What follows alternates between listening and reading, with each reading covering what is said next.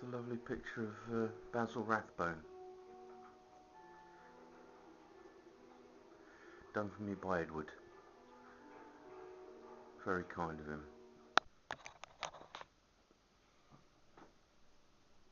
Good morning, everybody. It's Sunday, and I thought I'd do a little video. A thank you to Edward.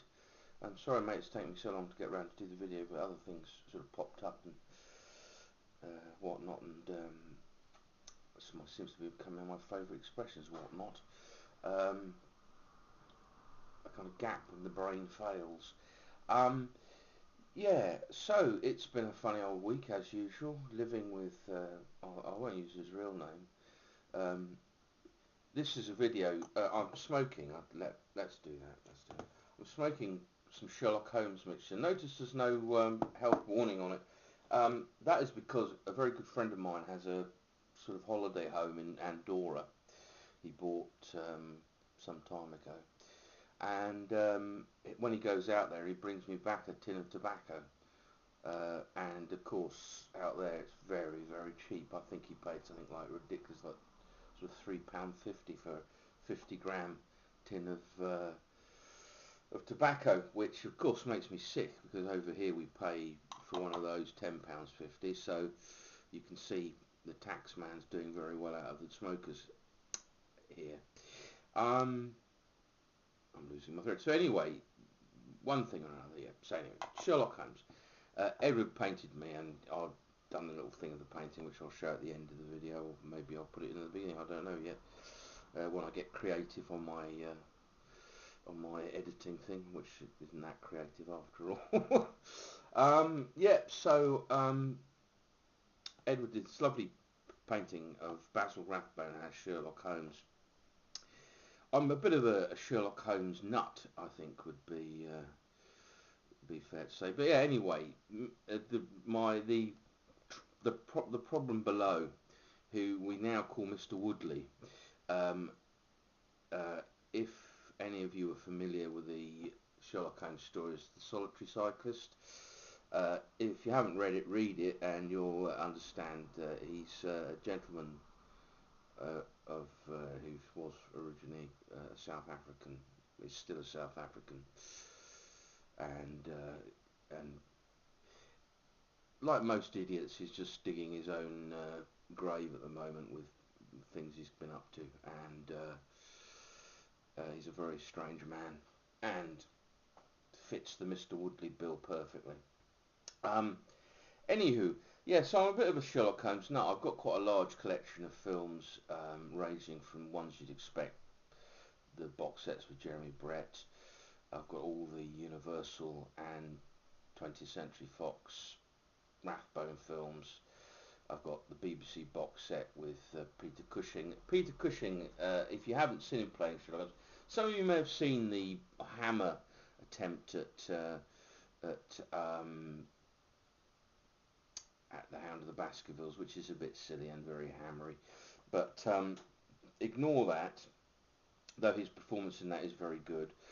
But watch the surviving, I think it's 5 episodes, four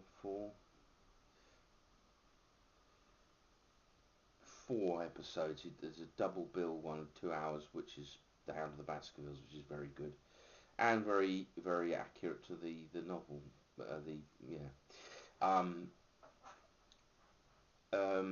He's brilliant in it, and the budgets. They spent all the money on The Hound of the Baskervilles, and it left very little money for the rest of them. But with the money they had, they made it. And I think sometimes, these filmmakers that get lots and lots of money to make a supposed epic, make a very bad job of it because they've got too much money. Whereas if you're on a budget, you have to think a bit and you have to use your imagination, and that can sometimes reap a great harvest for the viewer of that film. Yeah, what other?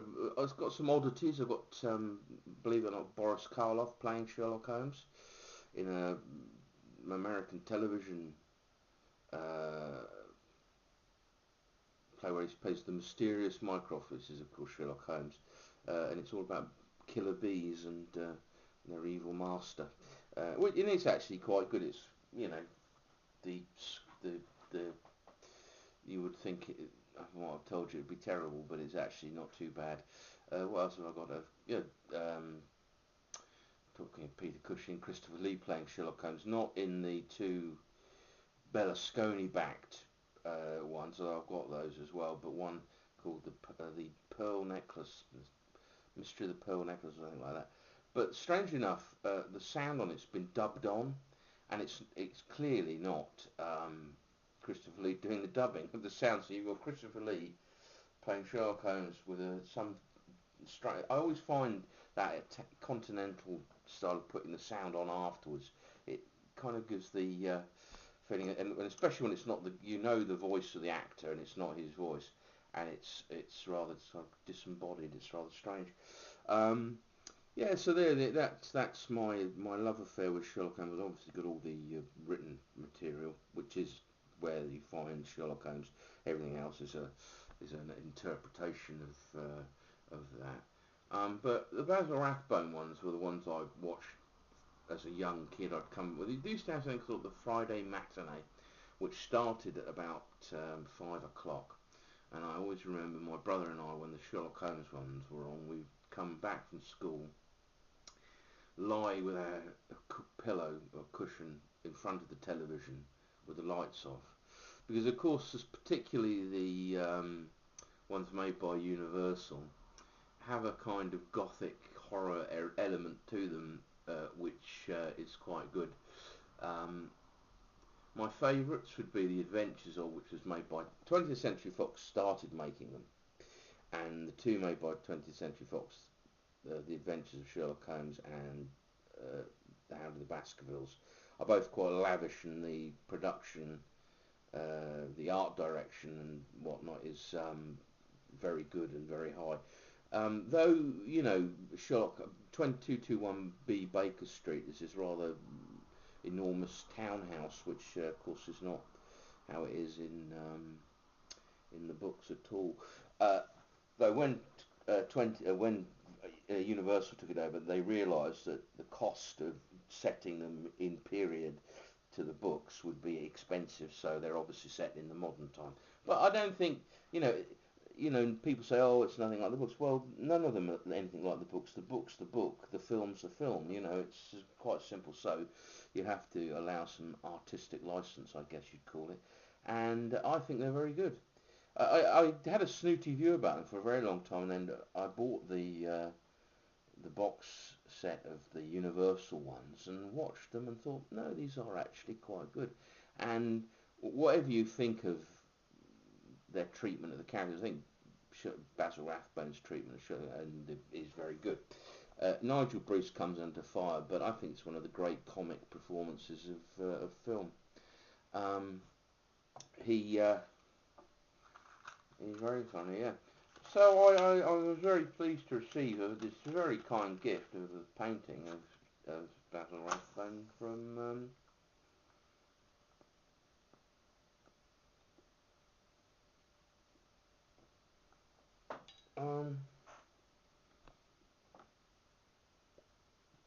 um, Edward. Yeah. So anyway, the Sherlock Holmes mixture. Some people mistakenly say that this has got a casing to it. It hasn't.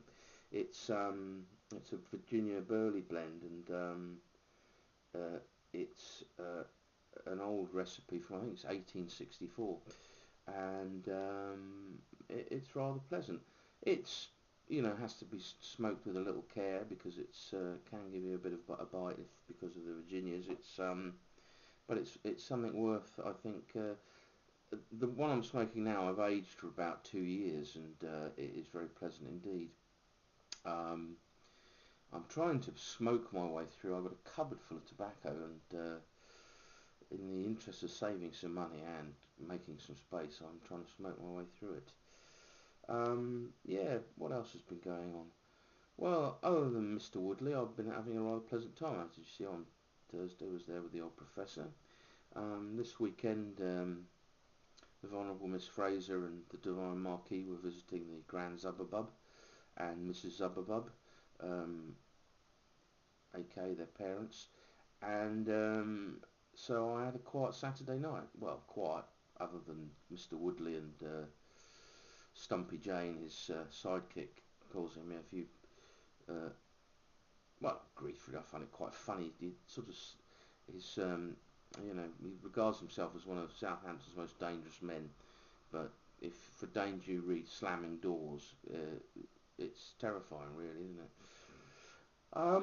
Yeah, got what the week ahead brings. Oh yes, Tuesday night I'm going to see Moted. I might do a little bit of filming there. Take you along with us. Do you know? I don't know. What you like as a kid, you know, can change. And I still like the old Motorhead. I don't, I'm not, don't go out rushing out to get the latest release or anything like that. But it's become a sort of annual thing we do. And with a man who has to wear hearing aids, me, I'm not sure it's a very good idea. But now I've got the hearing aids. At least if I am going deafer and deafer as year on year, I can just turn up the volume. Um, yeah, I take them out to do the videos because if I have them in, I talk very, very quietly. Uh, when I don't have them in, I tend to be quite loud. Of course, obviously Jens is coming in a couple of weeks' time. Going over to the professor's this weekend. It's his dear mother's birthday, which I always go to, and I'm looking forward to that. But yeah, other than that, not much has been going on. Um, I'm gonna, yeah, uh, not much really, but anyway. Just trying to think if there's anything exciting I can tell you. No, I think that's about it. So, oh yes, I better tell you what pipe I'm smoking. Yeah, this is a pipe video. I'm smoking a diamond shanked Dublin. There we go. Made by Ben Wade. I bought it a while ago. I like this pipe, but I don't smoke it very often. I don't know why. Perfect for the old flakes, I think, because of the great big thick walls it's got. But as I say, I'm smoking this sort of Virginia mixture in it at the moment, and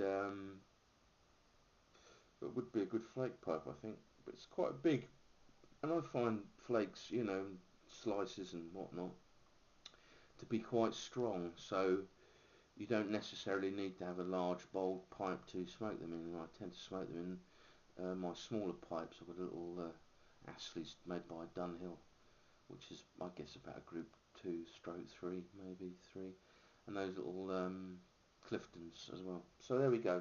So it's a nice pipe, nice colour. It's coloured up a bit. I don't smoke it that often. I don't know why, but I just thought this morning, what pipe haven't I smoked for a long time? That one. Bob's your uncle. Okay, so have a great week. No doubt I should probably save the professor video this weekend to the weekend when I'm going over to the birthday bash. So anyway, take care.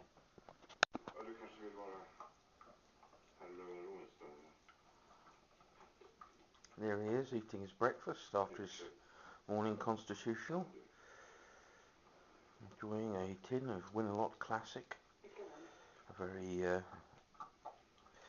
very good, well, it's the only dog food he'll eat now. He's such a fussy old sod. Excuse my language. Yeah, there he is.